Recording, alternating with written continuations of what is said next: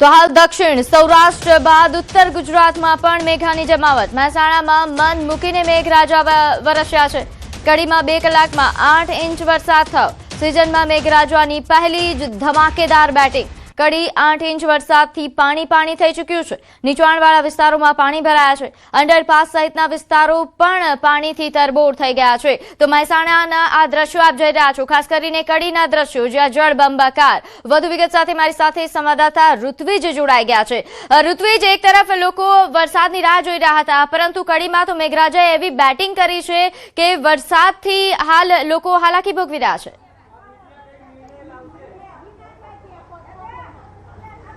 ચોક્કસથી પ્રીતિ, એક રાત્રિમાં 8 ઇંચ જેટલો વરસાદ વરસ્યો છે, જેણે કડીના હાલ બેહાલ કરી દીધા છે। કારણ કે અનેક એવા નીચાણવાળા વિસ્તારો છે કે જ્યાં પાણી ભરાવાની સમસ્યા જોવા મળી રહી છે। આપ જે દ્રશ્ય જોઈ રહ્યા છો, કરણનગર રોડ પરના આ દ્રશ્યો છે કે જ્યાં સોસાયટીની અંદર પણ પાણી ભરાઈ ચૂક્યા છે, લોકોના મકાનોની અંદર પાણી ભરાઈ ચૂક્યા છે। પરિણામે લોકોની અંદર સ્પષ્ટપણે અહીં રોષ જોવા મળી રહ્યો છે। લોકોનું કહેવું છે કે આ પ્રકારની પરિસ્થિતિ છે તેનું વારંવાર પુનરાવર્તન થતું હોય છે। અનેક વખત રજૂઆત કરી, તેમ છતાં કોઈ પણ પ્રકારનું આ જે સમસ્યા છે તેનું નિરાકરણ આવતું નથી। આપણી સાથે કેટલાક મહિલાઓ છે, તેમની સાથે વાત કરીશું। બેન, શું કહેશો, કયા પ્રકારની પરિસ્થિતિ ગત મોડી રાત્રે જોવા મળી હતી?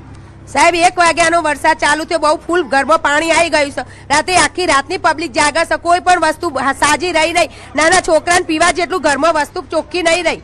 અને આનાથી કેટલી વિકટ પરિસ્થિતિ હોવી જોઈએ। અમે 5-10 વર્ષથી આ પરિસ્થિતિમાં જીવ્યા છીએ, તો પણ નગરપાલિકા વાળા આવતા નથી। જ્યારે વોટિંગ કરવું હોય ત્યારે બધા આઈને ઉભા થઈ જાય છે। શેરીએ બધું પ્રભાવ આપે છે, અમે આમ કરીશું, અમે આમ કરીશું। એમની ઘર જ પતી જાય, સાલા લોકો ઘરમાં જઈને ઊંઘી જાય છે।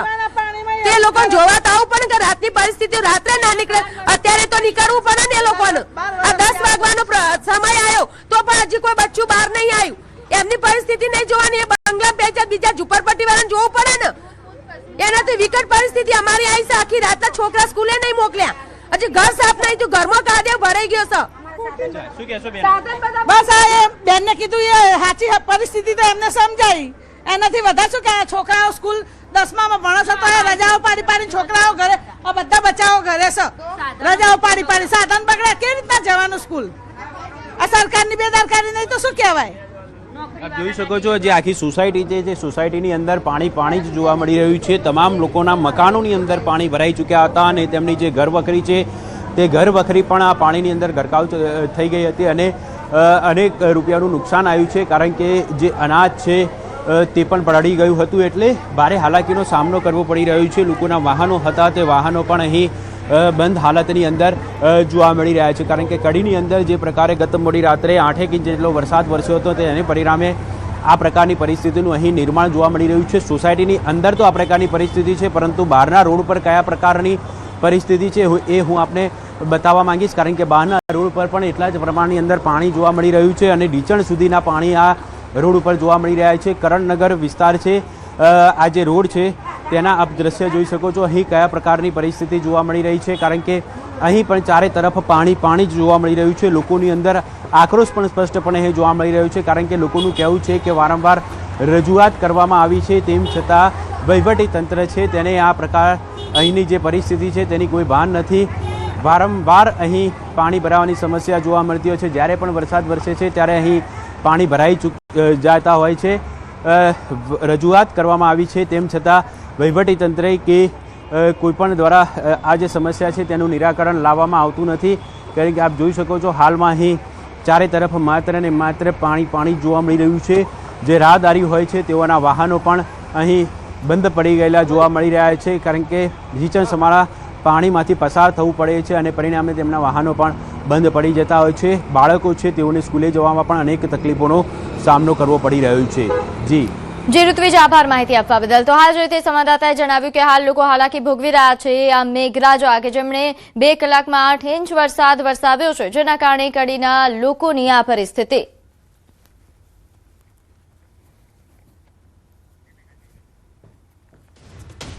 તો મેઘરાજાએ મહેસાણાને ગમરોડ્યું। મહેસાણામાં ભારે વરસાદથી પાણી જ દેખાઈ રહ્યા છે। કરણનગરથી નંદાસણ મહેસાણા તરફ જતા માર્ગો પાણીમાં ગરકાવ થયા। કરણનગર અંડરપાસમાં પાણી ભરાયા। અંડરપાસ બંધ કરવાની ફરજ પડી હતી। તો આ દ્રશ્યો મહેસાણાથી સામે આવ્યા છે। મહેસાણાના કડીમાં એક જ રાત્રિમાં 8 ઇંચ જેટલો અનરાધાર વરસાદ વરસ્યો હતો. પરિણામે અનેક જગ્યાએ પાણી ભરાવાની સમસ્યા જોવા મળી હતી.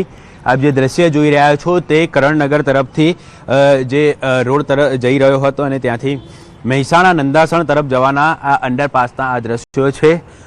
અંડરપાસ છે તે પાણીની અંદર ગરકાવ થઈ ગયો છે. પરિણામે વહીવટીતંત્ર દ્વારા હાલ આ અંડરપાસ છે તે બંધ કરવાની ફરજ પડી છે, કારણ કે કોઈપણ પ્રકારની જાનહાનિ ન થાય તેની તકેદારીના ભાગરૂપે હાલ આ અંડરપાસ બંધ કરી દેવામાં આવ્યું છે. કયા પ્રકારની પરિસ્થિતિનું નિર્માણ થયું છે તે આપ સ્પષ્ટપણે અંદાજ આ દ્રશ્યો પરથી લગાવી શકો છો. અને જે કરણનગર આસપાસનો વિસ્તાર છે કે જ્યાં નીચાણવાળો વિસ્તાર છે ત્યાં આ જ પ્રકારની પરિસ્થિતિ જોવા મળી રહી છે.